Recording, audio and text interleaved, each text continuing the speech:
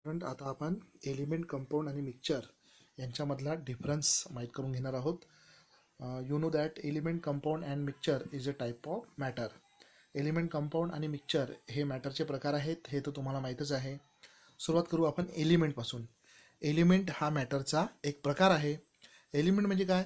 निसर्गातील शुद्ध रूपातील पदार्थांना किंवा मॅटरला आपण एलिमेंट असे म्हणतो. एलिमेंटमधले जे पार्टिकल आहे किंवा ॲटम आहे ते सर्वचे सर्व एकसारखेच असतात. उदाहरणार्थ गोल्डचे सगळेचे सगळे जे ॲटम आहे, ॲटम म्हणजे एलिमेंटच्या सर्वात लहान कणाला आपण ॲटम म्हणतो. तर गोल्डमध्ये सगळेचे सगळे जे ॲटम असतात ते एकसारखेच असतात. So this is element. एलिमेंटच्या सर्वात लहान कणाला आपण काय म्हणतो? ॲटम म्हणतो. नंतर कंपाऊंड. कंपाऊंड म्हणजे हा सुद्धा एक मॅटरचाच प्रकार आहे.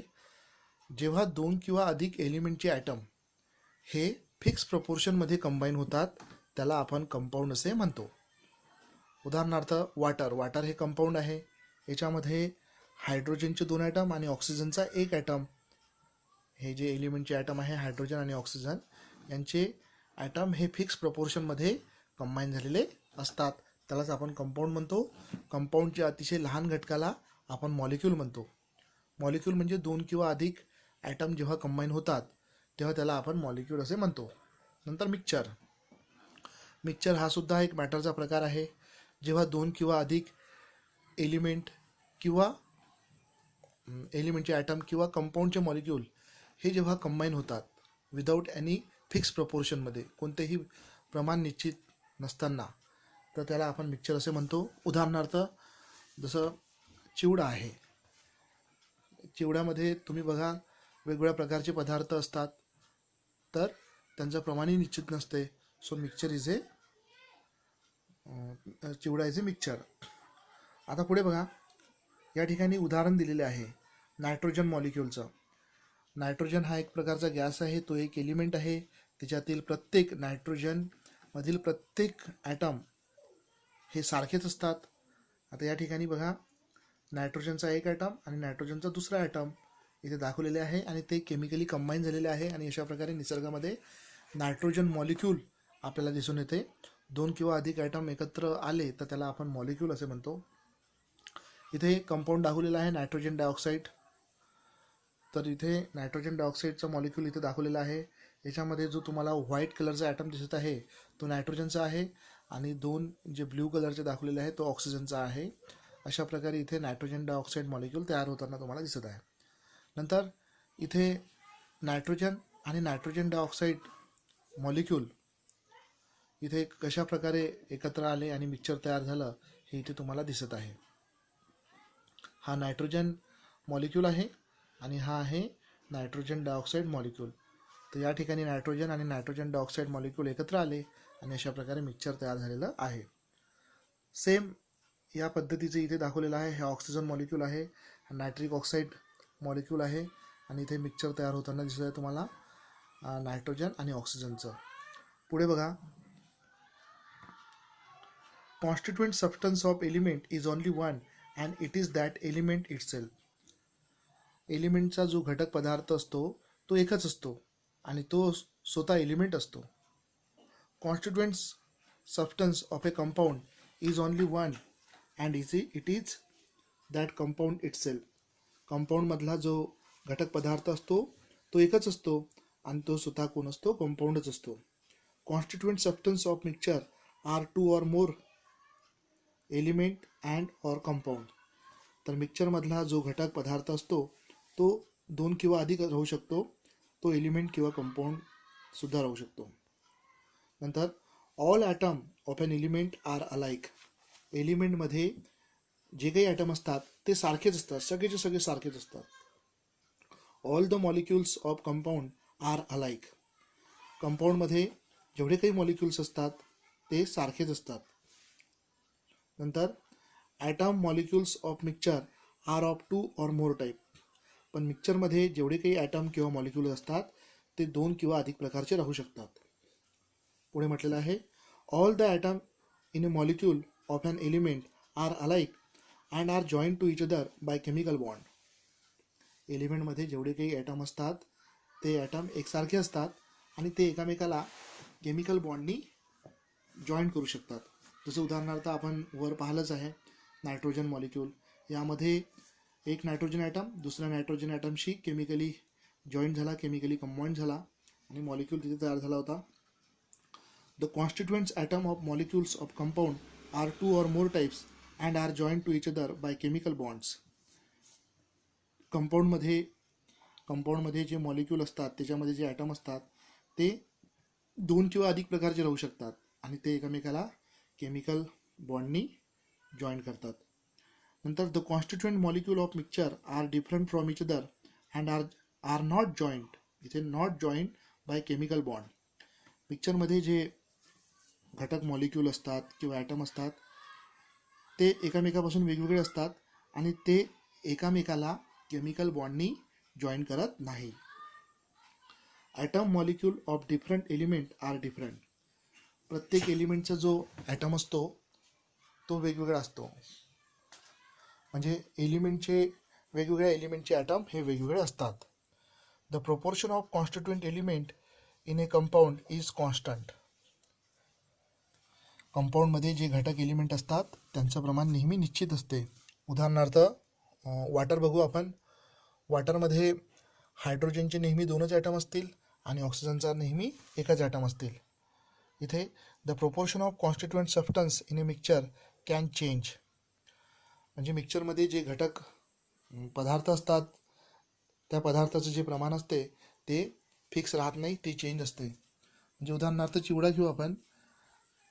चिवड्यामध्ये घटक पदार्थ यांचं प्रमाण नेहमी चेंजिंग असते, एकसारखं राहत नाही. नंतर बघा last, properties of compound are different from those of constituent element. कंपाऊंडची प्रॉपर्टी ही त्यातील घटक एलिमेंटपेक्षा कशी असते, वेगळी असते. आणि इथे the property of constituent substance are retain in the mixture. मिक्सचरमध्ये जे घटक पदार्थ असतात त्यांची जी प्रॉपर्टी आहे ती पुन्हावून येते. जसं उदाहरणार्थ समजा चिवडा आहे, तर या चिवडा हा एक मिक्सचर आहे. चिवड्यामध्ये असणारे जे घटक पदार्थ आहेत त्यांची जी चव आहे ती चिवडा तयार झाल्यावरही आपल्याला येते. तर अशा प्रकारे आय होप तुम्हाला हे समजलं. तर इथे म्हटलेलं आहे एलिमेंट कंपाऊंड मिक्सचर हे स्केमॅटिक म्हणजे योजनाबद्ध submicroscopic picture and characteristic. Do you know, तुम्हाला माहीत आहे का वॉटर हे कंपाऊंड आहे. तर वॉटर तुम्हाला माहीतच आहे की कंपाऊंड आहे, त्याबद्दल इथे सांगितलेलं आहे. बघा, water A compound. Pure water is a compound form by chemical combination of element hydrogen and oxygen. Water हे कंपाऊंड आहे जे हायड्रोजनचे 2 ॲटम आणि ऑक्सिजनचा 1 ॲटम मिळून तयार झालेलं असते. Whatever may be the source of water, the proportion of its constituent element oxygen and hydrogen by weights is always 8:1. म्हणजे तुम्ही कोणत्याही तलावातून वॉटरचं सॅम्पल घ्या आणि लॅबॉरेटरीमध्ये टेस्ट करायला द्या, त्याच्यामध्ये तुम्हाला नेहमी जे प्रमाण आहे ते ऑक्सिजनचं प्रमाण आणि हायड्रोजनचं प्रमाण हे 8:1 एवढंच दिसेल. Hydrogen is a inflammable gas while oxygen gas support combustion. आता पहा, हायड्रोजन हा स्वतः जळतो आणि ऑक्सिजन हा जळण्यास काय करतो, मदत करतो. However the compound water form by the chemical combination of the gases element hydrogen and oxygen is a liquid. तर इथे म्हटलेलं आहे की हायड्रोजन स्वतः जळतो, ऑक्सिजन जळण्यास मदत करतो, पण जेव्हा जेव्हा एलिमेंट एकत्र येतात आणि त्याच्यापासून H2O हा जो कंपाऊंड बनतो, जो लिक्विड असतो, it is neither inflammable nor does it support combustion. तर वॉटर तयार झाल्यावर हा स्वतःही जळत नाही आणि जळण्यास मदतही करत नाही. On the contrary it help to extinguish fire. याच्या उलट तो फायरला विझवतो. याच्यावरून तुमच्या असं लक्षात आलं की कंपाऊंडची प्रॉपर्टी ही त्यातल्या घटक एलिमेंटपेक्षा वेगळी असते. उदाहरणार्थ हायड्रोजन जळतो, ऑक्सिजन जळण्यास मदत करतो, पण जेव्हा हे हायड्रोजन आणि ऑक्सिजन किंवा यांचे ॲटम एकत्र येते आणि कंपाऊंड तयार होतो तेव्हा त्या कंपाऊंडची प्रॉपर्टी फार वेगळी असते. तो जळतही नाही आणि जळण्यास मदत करत नाही, उलट जळण्याला काय करतो, थांबवतो, विझवतो. आता मिल्क हे मिक्सचर आहे. मिल्कबद्दल बोलूया आपण. Milk is a mixture. Milk is a mixture of water, lactose, fats, protein and few more natural substance. आता मिल्क हे एक मिक्सचर आहे जे बनलेले असते वॉटर, लॅक्टोज, फॅट्स, प्रोटीन आणि काही इतर नॅचरल सबस्टन्सपासून. The proportion of various ingredient of milk is different as per the source. The proportion of fats in a cow milk is 3 to 5%, while it is 6 to 9% in buffalo milk. आता फॅटचं जे proportion आहे ते काऊ मिल्कमध्ये 3 ते 5% असते आणि तेच buffalo मिल्कमध्ये 6 to 9% असते. The ingredient water is naturally present in large proportion in milk. मिल्कमध्ये जे वॉटर हा जो घटक आहे तो नॅचरली प्रेझेंट असते. Therefore milk exist in liquid state आणि म्हणून मिल्क हा लिक्विड स्टेटमध्ये आपल्याला दिसून येतो. The sweetness of milk is due to the ingredient called lactose. दुधाला छोटीशी एक गोड चव असते आणि ती गोड चव येते लॅक्टोजमुळे. In other word, the properties of constituent substance are retain in the milk. आता मिल्क तयार होताना लॅक्टोज, फॅट्स, प्रोटीन, वॉटर आणि काही नॅचरल सबस्टन्स असते, पण हे सगळे एकत्र येऊनही मिल्कची जी चव आहे ती त्यातल्या घटक पदार्थामुळे, म्हणजे त्याच्यातले जे घटक पदार्थ आहे ते मिक्सचर तयार होऊनही त्यांची जी चव आहे ते रिटेन होते. म्हणजे याचा अर्थ असा आहे की आपण असं म्हणू, the properties of constituent substance are retain in the mixture. म्हणजे जे घटक पदार्थ आहे त्या घटक पदार्थाची प्रॉपर्टी ही मिक्सचर तयार झाल्यावरही आपल्याला दिसून येते. जसं लॅक्टोजमुळे त्याला गोड चव मिळते आणि त्याचबरोबर वॉटरमुळे त्याला फ्लुइडिटी येते. नंतर आता इथे म्हटलेलं आहे टाईप्स ऑफ एलिमेंट. आता आपण एलिमेंटचे टाईप्स पाहू. Take the following object: iron, nail, sheet, copper wire, aluminium wire, a piece of coal.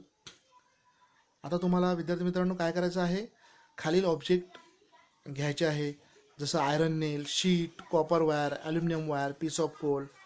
Rub each object on a fresh surface of sandpaper.